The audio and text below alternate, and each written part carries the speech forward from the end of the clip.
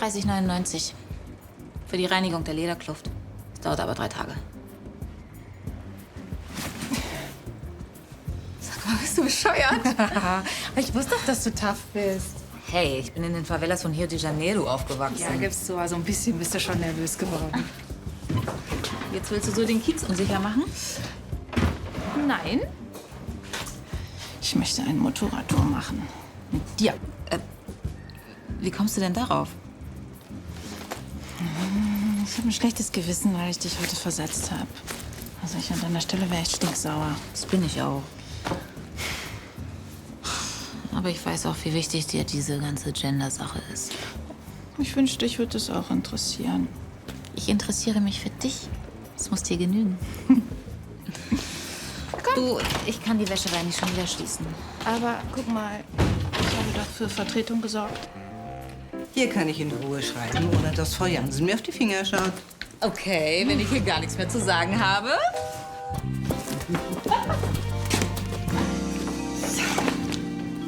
Von mir aus könntest du gerne öfter ein schlechtes Gewissen haben. Auf diesen schönen Ausflug hätte ich sehr ungern verzichtet. Ich werde dich nie wieder wegen Gender Studies versetzen. Versprochen. Genau. Und dann versetzt du mich wegen irgendeinem anderen Termin aus der Szene.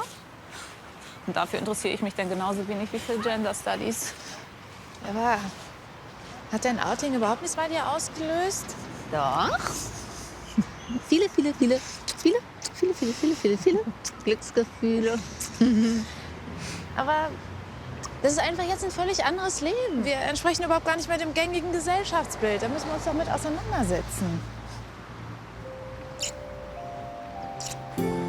Ja. Was soll das jetzt? Haben Sie gesehen? Siehst du? Es hat sich keiner umgedreht, keiner hat mit dem Finger auf uns gezeigt und keiner hat mit dem Kopf geschüttelt. Hier, haben Sie gesehen? Ich habe gerade eine Frau geküsst, weil ich sie liebe! Und kein Mann. Siehst du? Es hat sich gar nichts verändert. Es ist genauso wie vorher. Aber du machst es dir ganz schön einfach gerade. Wieso? Ja, mein Leben ist einfach. Und das mag ich auch so. Ich will es gar nicht komplizierter. Aber es geht doch nicht nur um uns. Doch. Liebe ist was ganz Privates. Wenn das so wäre, dann hätten nicht so viele Menschen Probleme damit, wenn sie sich outen. Alleine dieses Wort Outing. Hey, ich liebe eine Frau. Punkt. Es ist schön und gut, dass du das so siehst, aber es gibt immer noch so viele Menschen, die Vorurteile gegen Homosexuelle haben. Ja, genauso wie es viele Menschen gibt, die Vorurteile gegen Motorradfahrer, gegen Schauspieler, das gegen kannst du Maler. überhaupt gar nicht vergleichen. Homosexualität, das ist ein Gefühl, das ist eine Lebenseinstellung. Ja, genauso wie Motorradfahren. Aber es ist so eine spannende neue Welt und ich möchte die so gern mit dir zusammen entdecken.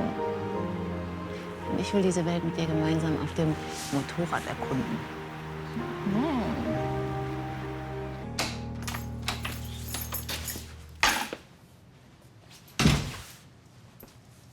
Was machst du denn schon hier? Soll ich wieder gehen? Ja, das wäre ganz hilfreich. Ich bereite gerade eine Überraschung für dich vor. Hey! Los! Ich mag das, wenn du so neugierig bist. Na gut. Tada! Ein gemütlicher Filmeabend im Bett. Moment, dabei handelt es sich aber nicht um den Film, den du gerade in Hamburg im Kino gesehen hast, oder? Nein. Ich brauche einen ganz relaxten Abend. Obwohl du dir den ruhig mal angucken könntest. Das ist eine ganz schöne Liebesgeschichte zwischen einer Polizistin und einer Ladendiebin. Aber das ist jetzt auch ein bisschen ein Klischee, oder? Bei dem Thema werden wir uns wohl nie einig. Du wirst mir ewig vorwerfen, dass ich mich nicht für die Szene und für diese ganzen Themen interessiere. Ja, weil ich das einfach nicht verstehen kann. Weißt du, Fabienne und Tonja zum Beispiel, das war der erste Liebesfilm, den ich mir angucken konnte, ohne irgendwann mich so befremdet zu fühlen. Ich konnte mit den Frauenfiguren richtig mitfühlen. Und das konntest du, wenn du sonst einen Liebesfilm gesehen hast, nicht? Nee, Ich habe mir den immer brav angeguckt und irgendwann habe ich angefangen, mich zu langweilen. Und am Ende war es mir ehrlich gesagt herzlich egal, ob die jetzt zusammenkommen oder nicht. Oh Gott, ich hätte eigentlich viel früher kapieren müssen, dass ich nicht auf Männer stehe. Meine Beziehungen, die haben ja auch nie lang gehalten. Und ja, und im Bett lief das auch nicht so besonders gut. Ich hatte einfach keine Lust. Hey, das ist doch okay. Du bist wundervoll.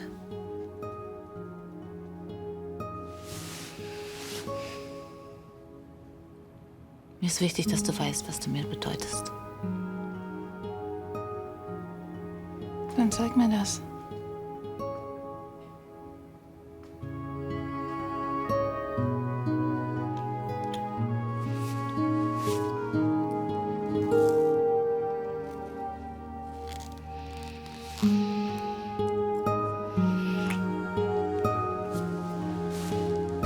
Noch die passt, oder? Perfekt. Edda, wissen Sie, wo Merle ist? Ja, die bringt gerade das Baby ins Bett. Danke. Hey! Für Eliane? Was hast du angestellt? Na, ich habe sie auf jeden Fall nicht den halben Vormittag mit meinem Baby allein gelassen. Okay. Nee, ist schon alles in Ordnung zwischen Eliane und mir. Eigentlich. Eigentlich? Wir gehen so unterschiedlich mit unserem Outing um. Für mich war das zum Beispiel eine totale Befreiung. Das sieht man dir auch an. Steht hier übrigens sehr gut. Hey, ich bin schon vergeben. Nee. Eliane hat einfach völlig andere Interessen als ich. Ist doch kein Problem.